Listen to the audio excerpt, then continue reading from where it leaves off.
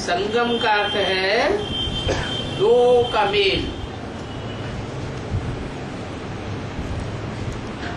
संगम तो हर युग में होता है। सत्युग त्रेता का संगम होता है, त्रेता द्वापर का संगम होता है, द्वापर कलयुग का संगम होता है, फिर कलयुग और सतयुग का भी संगम होता है। ये 4 युगों का चक्कर तो फिरता रहता है। परंतु सुप्रीम सोल बाप जो आकर के हमको बताते हैं कि तुम जिस्म नहीं हो, देह नहीं हो, आत्मा हो, रूह हो, तो वो कब आते हैं?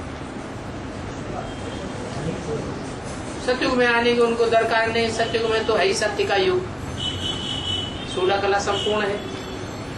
त्रेता में भी 14 कला संपूर्ण होते हैं। राम राज्य का कितना गायन है, सब सुखी होते हैं।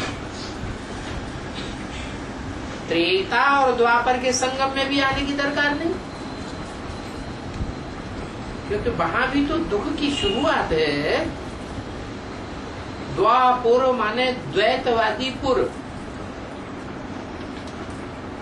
2 धर्म शुरू हो जाते, 2 मत पंथ शुरू हो जाते, 2 भाषाएं शुरू हो जाती हैं, हर बात में द्वैत पैदा हो जाता है,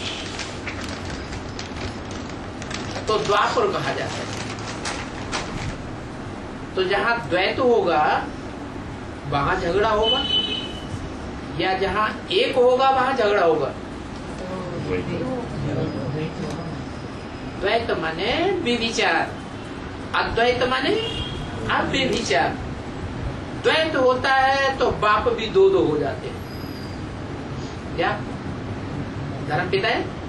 एक धर्म पिता रहता है मान्यता प्राप्त, या 2 धर्म पिता हो जाते हैं। 2, 4 धर्म पिताओं की संख्या बढ़ती जाती है। तो हर बात में जब द्वैत हो जाता है तो भी भगवान की शुरुआत द्वैत की है, अंतिम स्टेज नहीं है, इसलिए उसे बहुत दुख नहीं कहेंगे। फिर आता है कलयुग। कलयुग में दुख तो होता है, लेकिन कलयुग आदि में ज्यादा दुख होता है या कलयुग अंत में ज्यादा दुख होता है? अंत में बहुत दुख होता है।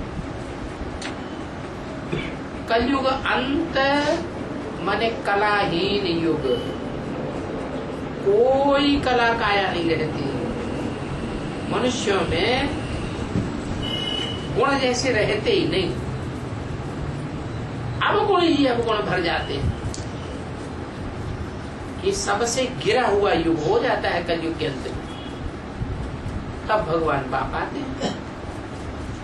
कलयुगी पुरानी दुनिया को बदल करके नई सतयुगी दुनिया बनाने आते हैं। तो सतयुग और कलयुग दोनों के संगम पर आते हैं। उसको कहा जाता है संगम युग। और संगम युग भी साधारण नहीं,